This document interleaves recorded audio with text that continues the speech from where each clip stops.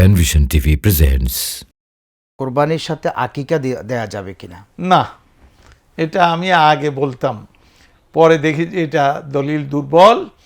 সুতরাং আকিকা আলাদা দিবেন আর কোরবানি আলাদা দিবেন, একটা আরেকটার মধ্যে ঢোকাবেন না। যে মোহতারাম আরেক ভাই জানতে চাচ্ছেন যে ঈদের দিনে মুসলমানদের ঈদের দিনে অমুসলিম ভাইদেরকে দাওয়াত দেওয়া যাবে কিনা? অবশ্যই আপনি অমুসলিমদেরকে খাওয়াবেন, আপনার প্রতিবেশী আছে, আপনার বন্ধু বান্ধব আছে, তাদেরকে খাওয়ালে ইসলামের সৌন্দর্য তাদের সামনে আপনার নিয়ত হবে। ইসলামের সৌন্দর্য, অসাম্প্রদায়িকতা, ইসলাম যে উদার, সকল ধর্মের লোকদেরকে তার দাওয়াত তার পৌঁছানোর জন্য তাকে এগুলি করতে হয়, এগুলিকে সুন্দর পরিবেশ। সুতরাং আপনারা তাদের প্রতিবেশী হোক, বন্ধুবান্ধব, তাদেরকে খাওয়াবেন, কোনো অসুবিধা নেই।